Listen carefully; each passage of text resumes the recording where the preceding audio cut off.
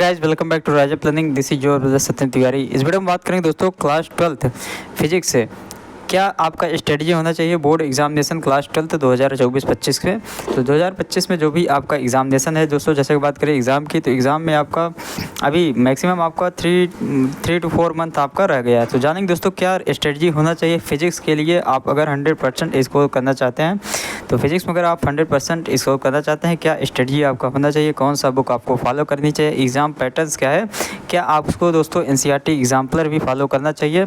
तो NCERT exemplar पे अभी नेक्स्ट सेशन आपको मिलेगा कि आपको एनसीईआरटी एग्जाम्पलर क्या लगाना चाहिए, उसको क्यों प्रेफर करना चाहिए, वो भी बात करेंगे। इसके पहले दोस्तों बात करें तो आपका एग्ज़ाम पैटर्न्स का, तो सीबीएसई 2024 बोर्ड पेपर दोस्तों अगर आप 100% पहले सबसे पहले समझते हैं क्या है एग्ज़ाम पैटर्न। एग्ज़ाम पैटर्न दोस्तों आपका सीबीएसई अगर बोर्ड क्लास 12th 2024-25 का जो एग्ज़ाम है उसका सिंपल पेपर के रिगार्डिंग अगर एग्ज़ाम पैटर्न जो है वो बात करें तो आपका 33 क्वेश्चन आने वाले हैं।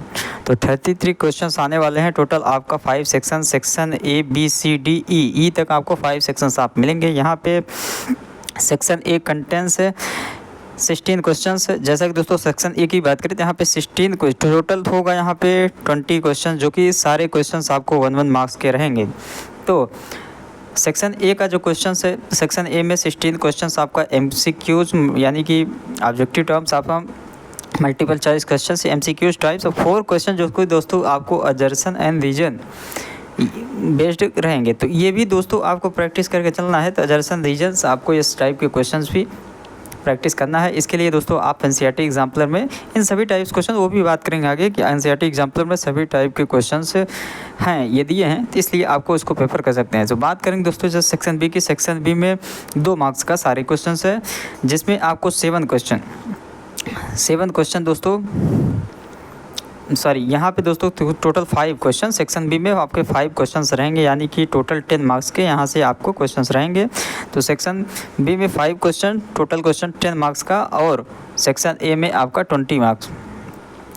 तो ये दोस्तों 20 और 10 आपका 30 मार्क्स हो गया। तो ये आपका टोटल 1 मार्क्स के क्वेश्चन रहेंगे सेक्शन में और यहाँ पे 2 मार्क्स इसके क्वेश्चन रहेंगे। इसमें दोस्तों आपको 2 मार्क्स के क्वेश्चन मिलेंगे सेक्शन बी में। सेक्शन सी की बात करें दोस्तों तो ये 7 क्वेश्चन से 3 मार्क्स यानी कि 3 मार्क्स के 7 क्वेश्चन रहेंगे। तो यहाँ पे आपको 21 मार्क्स के टोटल क्वेश्चंस मिलेंगे।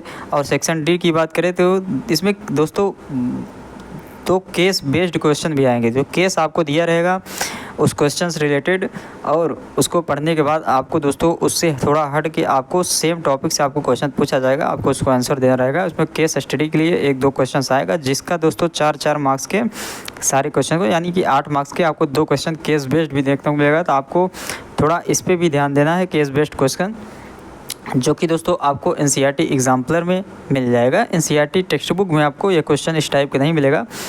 और सेक्शन ई की बात करें तो 3 लॉन्ग आंसर टाइप क्वेश्चंस, जिसमें दोस्तों सभी 5-5 मार्क्स के यानी कि 15 मार्क्स के। टोटल यहाँ पर दोस्तों आपका 33 क्वेश्चन वाले होने वाले हैं और 70 मार्क्स के क्वेश्चन पूछे जाने वाले। सो जानेंगे दोस्तों क्या है। So there is no choice. तो कोई भी आपको देखो फर्स्ट सेक्शन ए में आपको चॉइस मिलेगा, लेकिन सेक्शन बी सी में आपको कोई भी चॉइस नहीं मिलेगा आगे के क्वेश्चंस में। तो 1 क्वेश्चन, तो C B Q section D and all 3 question, यहाँ इसमें आपको कोई भी चॉइस नहीं मिलेगा, यानी कि ऑप्शन से चॉइस करने के लिए नहीं मिलेंगे। उसके बाद आपको कुछ क्वेश्चंस जैसे इसमें चॉइस के लिए भी मिलेंगे कि 2 क्वेश्चन दिए रहेंगे, आप उसमें एक कर सकते हैं। इस टाइप क्वेश्चन आते रहते हैं बोर्ड में। तो यहाँ पे दोस्तों इस तरीके से आपका एग्जामिनेशन पैटर्न होने वाला है। सबसे पहले बात करते हैं आपका स्ट्रेटजी क्या होनी चाहिए। तो सीबीएसई में सबसे पहले दोस्तों आपका एनसीईआरटी सारे क्वेश्चन है, एनसीईआरटी का जो एग्जाम्पल, एनसीईआरटी टेक्स्ट बुक का जो एग्जाम्पल है वो भी आप में उसको आप सॉल्व करिए। उसके बाद जितने भी फार्मूलाज हैं, फार्मूला आपका होना चाहिए कंप्लीट पूरा फार्मूला, और हर एक फार्मूले पे आप 1-2 क्वेश्चन आप लगाने चाहिए। सो बात करें दोस्तों सबसे पहले फार्मूलाज की, और फार्मूलाज दोस्तों आप सारे ये तो आपको कंप्लीट ही होना चाहिए। जैसे जैसे आप न्यूमेरिकल प्रैक्टिस करेंगे वैसे वैसे आपको फार्मूला याद करने की ज़रूरत नहीं पड़ेगी। अगर आप हर एक क्वेश्चन पे, हर एक फार्मूला पे 2-2 3-3 न्यूमेरिकल्स आप प्रैक्टिस करेंगे तो आपको फार्मूला याद करने की ज़रूरत ही नहीं पड़ेगी। तो आपको सारी चीज़ें अपने आप रिमाइंड हो जाएगी, सारी चीज़ें अपने आप याद रहेगी। तो और बात करें दोस्तों इन सभी टाइप से क्वेश्चंस जो बोर्ड में पूछे जाते हैं, इन सभी टाइप के क्वेश्चंस एनसीईआरटी एग्जाम्पलर में दिए हैं। ये सबसे पहले दोस्तों आपको एनसीईआरटी की एक्सरसाइज ये ज़रूर सॉल्व करना है। हालांकि एनसीईआरटी की एक्सरसाइज थोड़ा दोस्तों इस टाइप से है कि कहीं कहीं आंसर आपको इसका गलत भी रहता है, तो इस तरीके से इसमें कैलकुलेशन कहीं कहीं दोस्तों एरर टाइप के आते हैं, कैंसलेशन डेसिमल पॉइंट में कई इस तरह कन्फ्यूज होते हैं, तो वो आप नहीं, बोर्ड में आपको उस तरीके क्वेश्चन नहीं मिलने वाले हैं। क्वेश्चन मिलेंगे लेकिन उसका एक डिफाइंड आंसर आएगा, तो उसी टाइप क्वेश्चन मिलेंगे लेकिन डिफाइंड आंसर आएगा। लेकिन दोस्तों इस तरीके से एनसीईआरटी एग्जाम्पलर एक बुक है जिसमें दोस्तों एनसीईआरटी का जितने भी टॉपिक्स हैं, टॉपिक वाइज क्वेश्चन हर एक टाइप के आपको मल्टीपल चॉइस, असर्शन रीजन और केस बेस्ड, इन सभी टाइप्स क्वेश्चंस आपको मिलते हैं। तो वहाँ पे दोस्तों अगर आप एनसीईआरटी के साथ साथ एनसीईआरटी एग्जाम्पलर अगर आप लगाते हैं, एनसीईआरटी एग्जाम्पलर की बात करें तो यहाँ पे आपको फालतू क्वेश्चन एक भी नहीं मिलेगा। अगर आप पहला क्वेश्चन लगाते हैं तो वो अलग फार्मूला यूज होगा, उसमें अलग टॉपिक है, और दूसरा जैसे लगाएंगे तो वो हर एक यानी कि हर एक टॉपिक यहाँ पे आपका कवर हो जाता है अगर आप सॉल्व करते हैं। इसके अलावा केस बेस्ड, हालांकि एनसीईआरटी एग्जाम्पलर में कुछ ऐसे भी क्वेश्चंस हैं जिनका लेवल दोस्तों जेईई मेन या नीट के अकॉर्डिंग भी है, तो बोर्ड से ऊपर भी जिसका लेवल है वो भी आप पेपर कर सकते हैं। एक टॉपिक वाइज आपका जितने एनसीईआरटी टेक्स्ट बुक जो रीडिंग बुक है उसके एक टॉपिक का क्वेश्चंस वहाँ पर मिल जाएंगे, और सभी types questions, assertion, reason, MCQs और केस बेस्ड, लॉन्ग, शॉर्ट, ये सभी टाइप्स के क्वेश्चंस वहाँ पर मिल जाएंगे। तो इसलिए अगर आप एनसीईआरटी एग्जाम्पल फॉलो करते हैं, और सबसे इम्पोर्टेंट चीज़ जो आपको करना है दोस्तों, अगर आप फिजिक्स में 100 आउट ऑफ 100 स्कोर करना चाहते हैं, सबसे इम्पोर्टेंट चीज़ लास्ट के 10 ईयर पेपर्स आपके कंप्लीट होने चाहिए।